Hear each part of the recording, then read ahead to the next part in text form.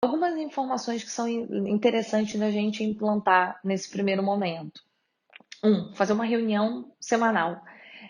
Pode tirar normalmente as segundas ou as terças-feiras para sentar com a equipe toda, se reunir, conversar com todo mundo. E nessa conversa sempre começa ouvindo como que elas estão se sentindo, como que o seu funcionário tem se sentido, o que que ele tem percebido, o que que está acontecendo no dia a dia dele, como que ele tem se adaptado a esse novo cenário. Isso ajuda muito a fazer com que a pessoa fale, né? E ela consiga se sentir mais aberta em dar a opinião dela. A partir daí, a gente entra numa segunda parte da reunião, que é uma reunião de direcionamento. Quando a gente olha o home office, esse direcionamento ele precisa ser muito mais preciso. Então não basta simplesmente, como acontece naturalmente dentro da empresa, que você vai pedir para a pessoa ligar para alguém somente e ela vai te trazer um feedback, por exemplo. Aqui é muito importante que seja definido algumas situações que você vai falar com essa pessoa, que você vai pedir para ela fazer. Então, uma listinha de tarefas. Você, enquanto gestor, pode pedir para ela, ou você pode pedir para a sua equipe desenhar para você o que eles pensaram em fazer, e nessa reunião cada um trazer à tona o que vai ser feito.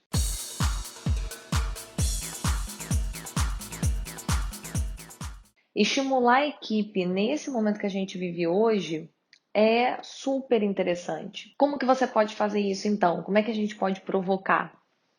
Levar para o funcionário, levar para alguém da sua equipe ou para toda a equipe, que eles façam uma reflexão.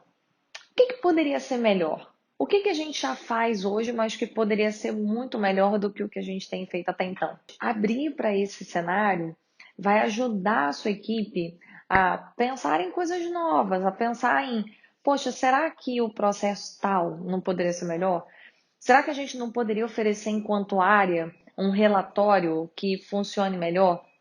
Levar isso para eles, deixar que a criatividade parta deles, é muito mais interessante do que dar direcionamento. E esse é o ponto central da inovação.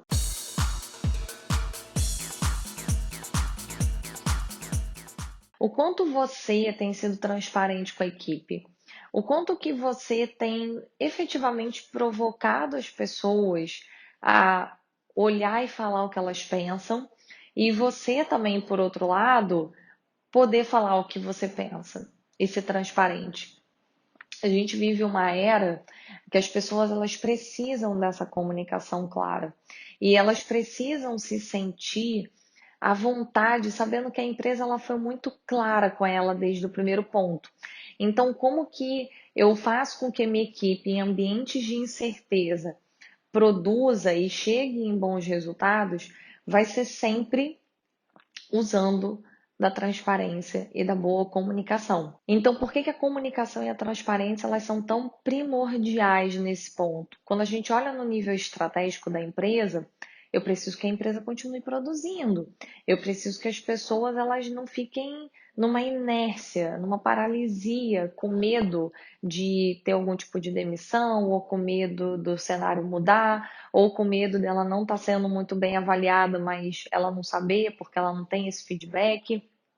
Então, quando você olha para a equipe e você olha a estratégia organizacional, faz muito sentido essa transparência, porque eu garanto que a minha equipe vai sair do início, né? Vai dar um pontapé, vai sair do zero. Então, quanto mais eu vejo que você fala para mim o que você pode me falar e que eu tenho confiança que você está me abrindo tudo que você pode, eu me sinto muito mais confortável em entregar, em dar o melhor de mim.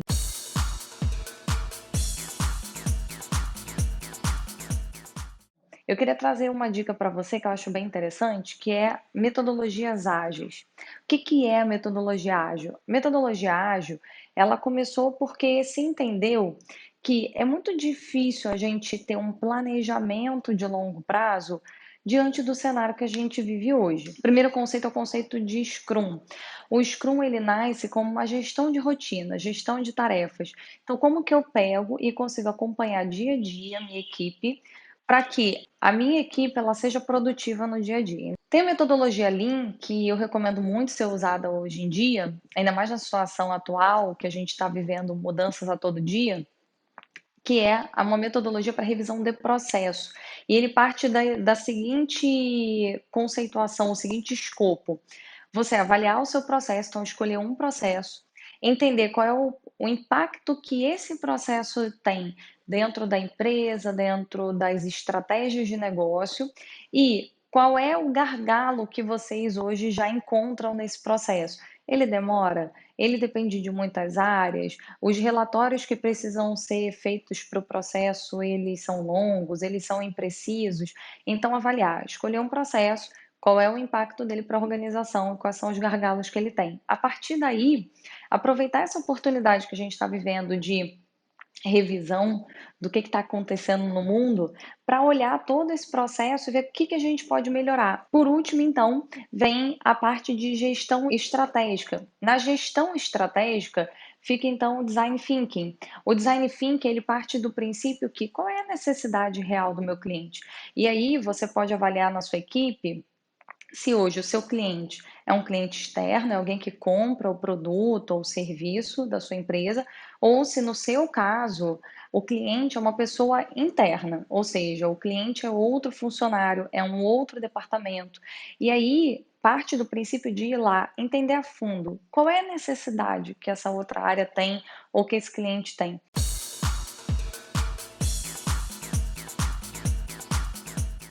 A cada vez que acontece algo diferente, difícil e que você precisa tomar posturas totalmente diferentes da que você já tomou, se você souber olhar isso sob a ótica do aprendizado, vai ser uma oportunidade fantástica para você sair totalmente transformado, assim como a equipe. Então, provocar essas reflexões, provocar esse senso de união, de colaboração, de olhar para o todo, pensar como que eles podem trazer a contribuição deles verdadeira, vai fazer com que você tenha uma equipe muito mais empoderada, mas muito mais do que empoderada, uma equipe que acredita, que quer fazer o resultado junto com você.